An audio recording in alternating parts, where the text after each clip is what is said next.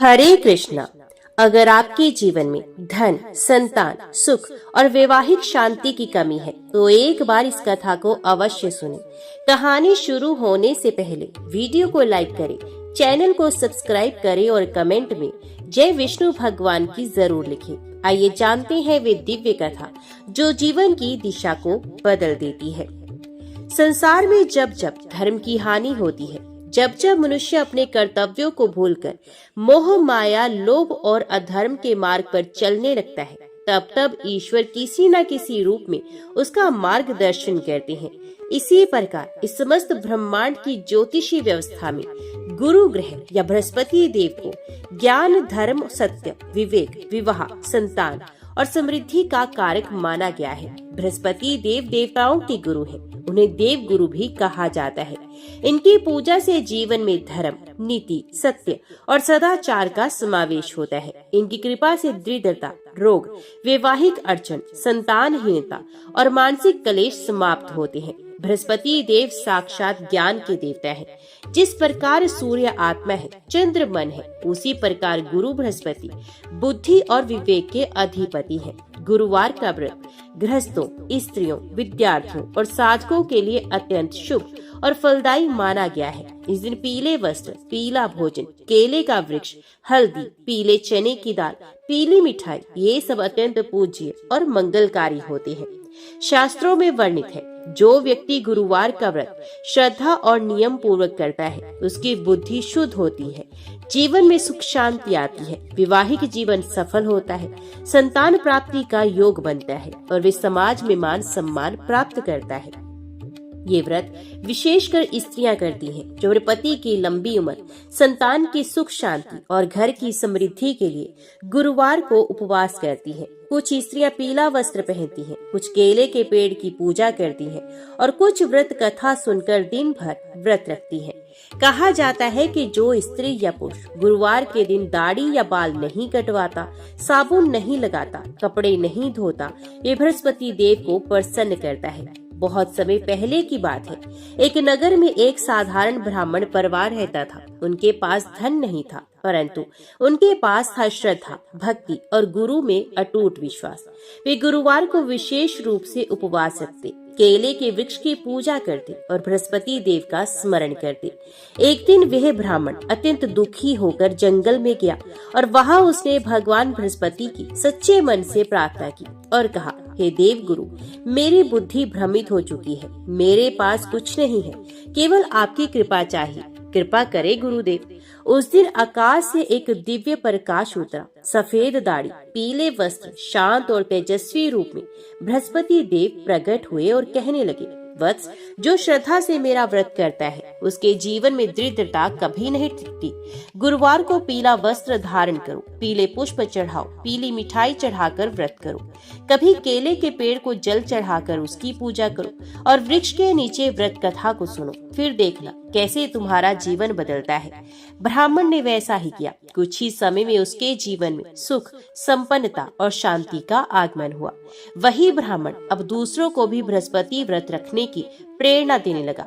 गुरुवार के दिन प्रातः स्नान करके पीले वस्त्र पहने, केले के पेड़ के नीचे या घर में बृहस्पति देव की स्थापना करें, पीले चावल, हल्दी, चने की दाल, पीले पुष्प, गुड़ और केले से पूजन करें, बृहस्पति व्रत कथा को सुने, दिन भर उपवास रखें, फलाहार या एक समय भोजन करें, व्रत का संकल्प ले, कम से कम 11 गुरुवार या 21 गुरुवार का व्रत करें।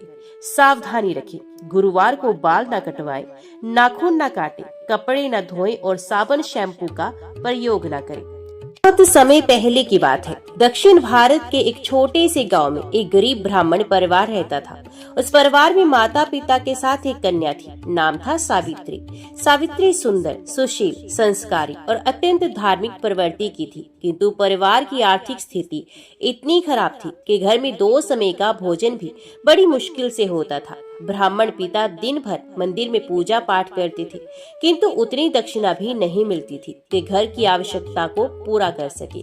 माँ घर घर जाकर भीख मांगती और कभी कभी पड़ोस से उधार लेकर बेटी को पढ़ाती। सावित्री को पढ़ाई का बहुत शौक था। वे चाहती थी कि बड़ी होकर अपने माता पिता के लिए सुखद जीवन ला सके, लेकिन समय उसके विरुद्ध था। जब सावित्री बड़ी हुई तब उसका विवाह तय करने की चिंता घर वालों को सताने लगी।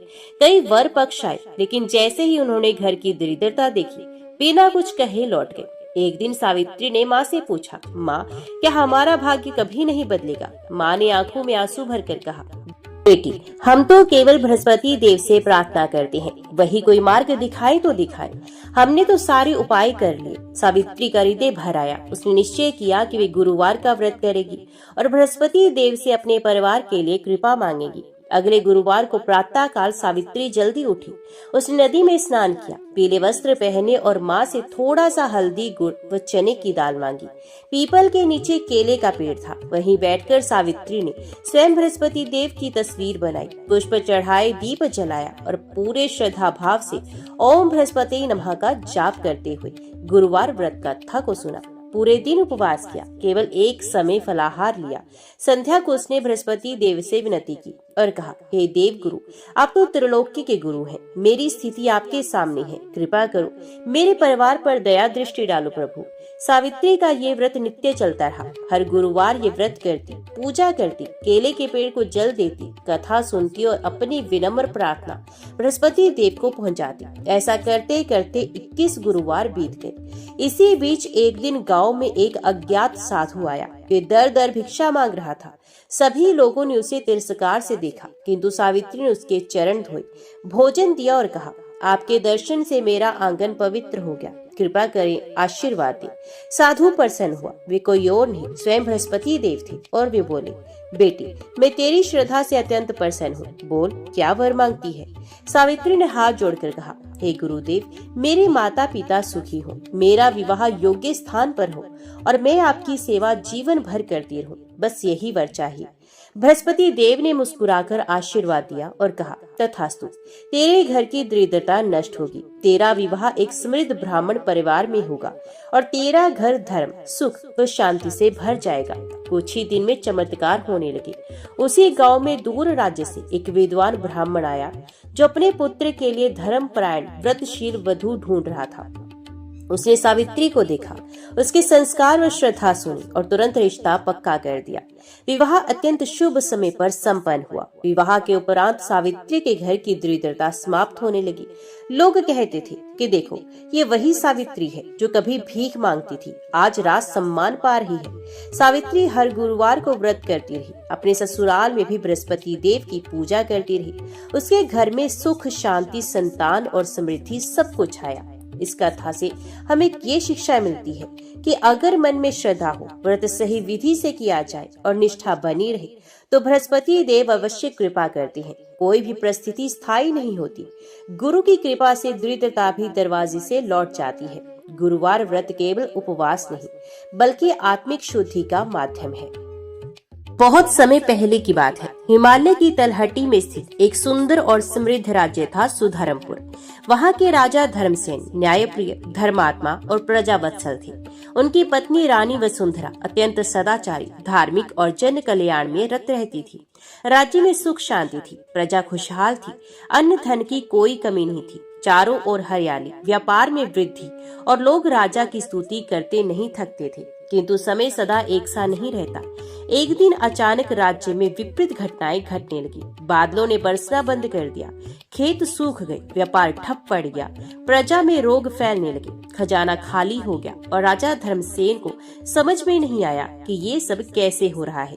राजा ने अपने सभासदों से पूछा, हमने तो सदा धर्म का पालन किया, प्रजा की सेवा की, फिर ये विपत्ति क्यों आई? कोई उत्तर ना मिला।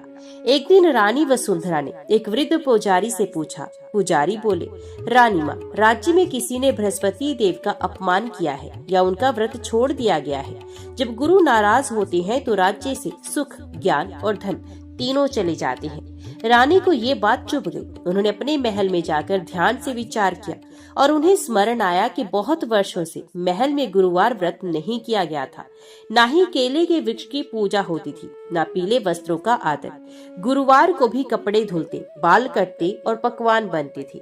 उसी दिन रानी ने गुरुवार व्रत करने का संकल्प ले लिया। उन्हें प्रातः स्नान कर पीले वस्त्र धारण किए, मंदिर में बृहस्पति देव की स्थापना की और केले के वृक्ष के नीचे दीप जलाकर कहा, हे देव गुरु, मैं आपके चरणों में प्रार्थना करती हूँ। राज्य की ये दुर्दशा आपकी कृपा के बिना समाप्त नहीं हो सकती। मैं गुरुवार का व्रत करूंगी जब तक यह राज्य पुनः समृद्ध ना हो जाए। रानी ने 21 गुरुवार का संकल्प लिया। हर गुरुवार वे व्रत रखती, कथा सुनती, पीला प्रसाद बनाती और बृहस्पति स्तोत्र का पाठ करती। धीरे धीरे राज्य में परिवर्तन होने लगा। आसमान में बादल घिरने लगे, बारिश हुई, खेत हरे भरे हुए, व्यापार फिर से चलने लगा, प्रजा में हर्ष छा गया। राजा धर्मसेन आश्चर्यचकित थे। उन्होंने रानी से पूछा, ये सब कैसे संभव हुआ? रानी मुस्कुराई और बोली, ये बृहस्पति देव की कृपा है। मैंने गुरुवार व्रत आरंभ किया और आज गुरु ने राज्य पर फिर कृपा की वर्षा की है। राजा ने तुरंत राज्य में घोषणा करवा दी कि प्रत्येक गुरुवार को दरबार में व्रत कथा सुनाई जाएगी, केले के पेड़ की पूजा होगी, कोई भी गुरुवार को बाल न काटे, साबुन न लगाए और अनावश्यक कार्य न करे। जब प्रजा ने ये देखा कि रानी स्वयं व्रत कर रही है तो वे भी श्रद्धा से जुड़ने लगे। घर घर में गुरुवार को व्रत रखा जाने लगा। महिलाएं पीले वस्त्र पहनने लगी, केले के वृक्ष की सेवा होने लगी और सबसे बड़ा चमत्कार ये हुआ कि प्रजा की मानसिक स्थिति बदलने लगी। उनमें शांति, संतोष और संयम आ गया। एक वृद्ध महिला जो वर्षों से अपने पुत्र के विदेश से लौटने की बाट जोह रही थी, उसका पुत्र गुरुवार को अचानक लौट आया। एक व्यापारी जिसका सब कुछ डूब चुका था, उसने व्रत किया और उसका कारोबार फिर से चल पड़ा। 21वें गुरुवार को रानी ने विशेष पूजा की। उस दिन एक वृद्ध साधु महल में आए। उन्होंने रानी से कहा, माँ, मैं भूखा हूँ, क्या कुछ भोजन मिलेगा? रानी ने स्वयं भोजन परोसा, चरण धोए और कहा, आपके दर्शन मेरे व्रत की पूर्णता है, कृपा करे आशीर्वाद दे। साधु ने मुस्कुराकर कहा, रानी, तूने जो श्रद्धा दिखाई उससे मैं अत्यंत प्रसन्न हूँ। अब ये राज्य कभी दरिद्र नहीं होगा। कहते हैं स्वयं बृहस्पति देव थे जिन्होंने रानी की परीक्षा ली थी। जब जीवन में संकट हो, जब सब और अंधकार हो, तो गुरु की शरण ही एकमात्र मार्ग है। बृहस्पति व्रत केवल व्यक्तिगत लाभ के लिए नहीं, समाज और राज्य की भलाई के लिए भी किया जा सकता है। स्त्रियों की श्रद्धा और संकल्प से बड़े बड़े संकट टल सकते हैं। बृहस्पति देव की सच्चे मन से की गई पूजा कभी व्यर्थ नहीं जाती। पुराने समय की बात है। उत्तर भारत के मिथिलापुरी नामक नगर में एक व्यापारी दंपत्ति रहते थे, सेठ हरि प्रसाद और उनकी धर्मपत्नी विमला देवी। हरि प्रसाद अत्यंत संपन्न व्यक्ति थे। उनके पास सोना, चांदी, रथ, हाथी, नौकर चाकर सब कुछ था। बस एक चीज की कमी थी और वे थी संतान। सेठ जी ने अनेक प्रयास किए, वैद्य बुलाए, यज्ञ करवाए, मंदिरों में दान दिए, तीर्थ यात्राएं की, मगर वर्षों बीत गए और संतान की प्राप्ति नहीं हुई। विमला देवी दिन रात भगवान से प्रार्थना करती, लेकिन अंत में वे निराश हो गई। समाज में लोग उन्हें ताने देते, धन तो बहुत है पर संतान नहीं तो सब व्यर्थ है, सेठानी बांझ है, इतनी पूजा पाठ भी कुछ नहीं कर सकी। विमला देवी का मन टूट गया। एक दिन उन्होंने भगवान से विनती करते हुए कहा, हे प्रभु, मुझसे क्या भूल हुई जो मुझे मातृत्व से वंचित रखा? वे दिन रात रोती, कभी गुपचुप आंगन में तुलसी के सामने बैठ जाती तो कभी मंदिर में अकेले दीप जलाती। एक दिन गुरुवार को जब विमला देवी आंगन में बैठी थी, एक वृद्ध स्त्री उनके द्वार पर आई। पीले वस्त्र पहने, हाथ में एक कमंडल, चेहरा तेजपूर्ण था। वृद्धा बोली, हे बेटी, क्या कुछ भोजन मिलेगा? मैं दूर से आई हूँ और भूखी हूँ। विमला देवी ने उन्हें आदर सहित बिठाया, भोजन कराया और चरण छूकर बोली, माँ, आप तो तपस्विनी लगती हैं, कोई उपाय बताएं जिससे मुझे संतान की प्राप्ति हो जाए। वृद्धा ने मुस्कुराकर कहा, तू गुरुवार का व्रत क्यों नहीं करती? बृहस्पति देव की कृपा से सब कुछ संभव है। गुरुवार को व्रत रख, पीले वस्त्र धारण कर, केले के वृक्ष की पूजा कर, कथा सुन और सच्चे मन से गुरुदेव का स्मरण कर, देखना 7वें व्रत में ही चमत्कार होगा। इतना कहकर वृद्धा चली गई। विमला देवी ने पीछे मुड़कर देखा तो कोई नहीं था। उन्हें आभास हुआ कि ये कोई सामान्य स्त्री नहीं, देवदूत थी। अगले गुरुवार से विमला देवी ने व्रत प्रारंभ किया। ये प्रातः स्नान कर पीले वस्त्र पहनती, केले के वृक्ष को जल चढ़ाती, पीली मिठाई बनाती और बृहस्पति व्रत का कथा को सुनती। उन्होंने दासी से कहा, कोई दिन न छूटे, कोई गलती न हो, मुझे पूरा विश्वास है गुरुदेव मुझे आशीर्वाद जरूर देंगे। हर गुरुवार को इस सादगी से, श्रद्धा से पूजा करती, अपनी आंखें बंद करके भगवान से एक ही प्रार्थना करती, हे देव गुरु, मातृत्व का सुखी जीवन का पूर्णतव है, कृपा करें। 7वें गुरुवार को उन्होंने विशेष पूजा की, केले के वृक्ष के नीचे दीप जलाया और व्रत कथा के बाद भजन गा ही रही थी कि तभी तेज प्रकाश से आंगन भर गया। उन्होंने आंखें खोली, वहां वही वृद्धा खड़ी हुई थी। अब उनके चेहरे पर दिव्य आभा थी। उन्होंने कहा, बेटी, तूने श्रद्धा से व्रत किया, अब तू माँ बनेगी। 1 वर्ष के भीतर तुझे पुत्र रत्न की प्राप्ति होगी। इतना कहकर वे वृद्धा अंतर ध्यान हो गई। विमला देवी समझ गई ये स्वयं बृहस्पति देव थे। कुछ ही समय में उन्हें गर्भ धारण हुआ। 9 महीने बाद एक सुंदर तेजस्वी पुत्र का जन्म हुआ। नाम रखा गया विश्व प्रसाद। विश्व प्रसाद बचपन से ही बुद्धिमान, शीलवान और धर्मपरायण था। वे प्रतिदिन बृहस्पति देव की पूजा करता, माता पिता की सेवा करता और गुरुवार को उपवास करता। समय बीतने के साथ वे नगर का सबसे प्रसिद्ध विद्वान बना। राजा ने उसे अपना मंत्री बना लिया। उसका जीवन भी गुरुवार व्रत की कृपा का जीवंत उदाहरण बन गया। मातृत्व की पीड़ा को केवल वही स्त्री समझ सकती है जो संतान से वंचित हो। बृहस्पति देव केवल धन नहीं, संतान सुख भी देते हैं, बशर्ते श्रद्धा, नियम और संयम के साथ व्रत किया जाए। गुरुवार व्रत से स्त्री का सम्मान और गृहस्थ जीवन की पूर्णता प्राप्त होती है। बहुत समय पहले की बात है। काशी नगरी में एक व्यापारी रहता था। नाम था सुदर्शन दास। कभी वे अत्यंत धनवान हुआ करता था। दूर दूर तक उसके व्यापार की चर्चा थी। उसके पास ऊंट, बैल, नौकर चाकर, बड़ी हवेली, सोना चांदी सब कुछ था। परंतु समय के फेर ने ऐसा पलटा मारा कि वे धीरे धीरे सब कुछ खो बैठा। एक के बाद एक घाटा हुआ। व्यापार डूब गया, जहाज समुद्र में डूब गए और देखते ही देखते वे कर्ज के दलदल में फंस गया। सुदर्शन दास दिन रात परेशान रहने लगा। पहले जिन लोगों ने उससे उधार लिया था वे सब भाग गए। जिनसे वे उधार लिया करता था वे अब उसके द्वार पर खड़े होकर चिल्लाते, कब चुकाएगा हमारा धन? तेरा सब कुछ बिक गया, अब क्या गिरवी रखेगा? अपना आत्म सम्मान। सुदर्शन दास को समाज में नीचा देखना पड़ा। मित्र मुंह फेरने लगे, परिवार वाले उपेक्षा करने लगे। वह सोचता, हे ईश्वर, क्या मेरा जीवन अब इसी तरह अपमान और अभाव में कटेगा? एक दिन जब सूदखोरों ने उसके घर में घुसकर अपमान किया तो वे टूटा सा गंगा किनारे जा पहुंचा। उसका मन आत्महत्या तक पहुंच गया। वे गंगा की ओर बढ़ ही रहा था कि तभी एक वृद्ध साधु ने उसे रोक लिया। साधु बोले, वत्स, मृत्यु समाधान नहीं, समाधान शुद्ध आस्था में है। क्या तूने बृहस्पति देव का व्रत कभी किया है? सुदर्शन दास ने दुखी स्वर में कहा, महाराज, जब धन था तब अभिमान था, मैंने गुरु व्रत की महिमा नहीं जानी। साधु बोले, अब भी देर नहीं हुई, अगले गुरुवार से व्रत कर, नित्य केले के वृक्ष की पूजा कर, पीले वस्त्र पहन और श्रद्धा से कथा सुन। बृहस्पति देव कभी किसी सच्चे भक्त को निराश नहीं करते। ये सुनकर साधु अंतर ध्यान हो गए। सुदर्शन दास को विश्वास हो गया कि ये साधु साधारण नहीं थे। वे उसी दिन घर लौटा और पत्नी से कहा, अब मैं गुरुवार का व्रत करूंगा, बिना किसी दिखावे के, केवल सच्चे मन से। पत्नी ने साथ दिया। अगले गुरुवार से पूरे नियम पूर्वक व्रत आरंभ हुआ। पीले वस्त्र धारण करना, केले के वृक्ष की पूजा, पीला चावल, गुड़, हल्दी का प्रयोग, व्रत कथा को सुनना, गुरु स्तोत्र का पाठ करना, दिन में एक समय फलाहार लेना, साबुन ना लगाना, बाल ना कटवाना, इन सभी नियमों का पालन करने लगे। तीसरे गुरुवार के दिन एक पुराना व्यापारी मित्र उसके घर आया और बोला, मैंने सुना तू संकट में है, मेरा एक गोदाम खाली है, तुझे किराए पर देता हूँ और थोड़ी पूंजी भी देता हूँ, तो फिर से शुरुआत कर। सुदर्शन दास ने गुरुदेव को स्मरण कर कार्य आरंभ किया। आश्चर्यजनक रूप से व्यापार चल पड़ा। पहले दिन ही अच्छा लाभ हुआ।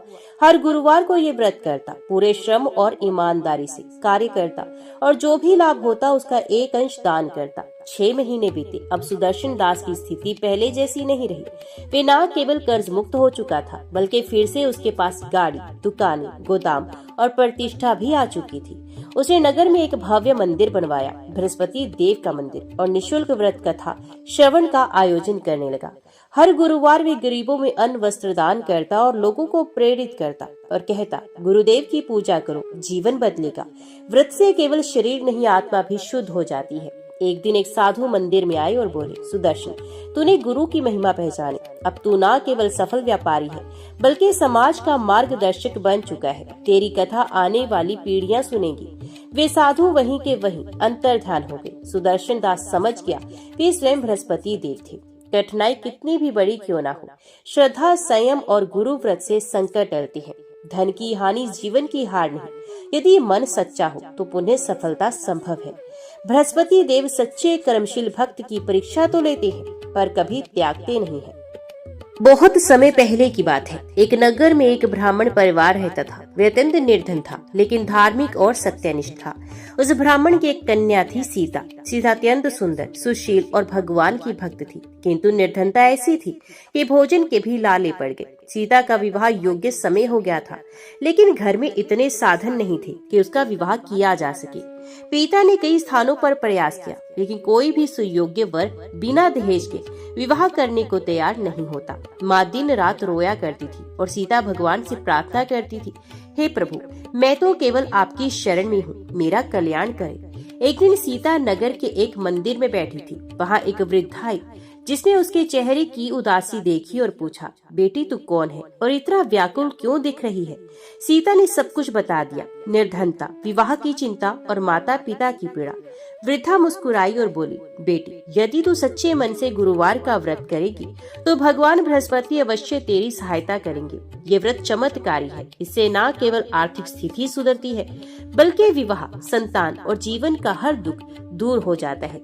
सीता ने आश्चर्य से पूछा, माँ, ये व्रत कैसे किया जाता है? वृद्धा ने समझाया, गुरुवार को प्रातः स्नान कर पीले वस्त्र धारण करो, घर को गंगा जल से शुद्ध कर एक चौकी पर पीला वस्त्र बिछाओ। उस दिन बृहस्पति देव का चित्र स्थापित करो, हल्दी की गांठ, चने की दाल, पीले फूल और गुड़ चढ़ाओ।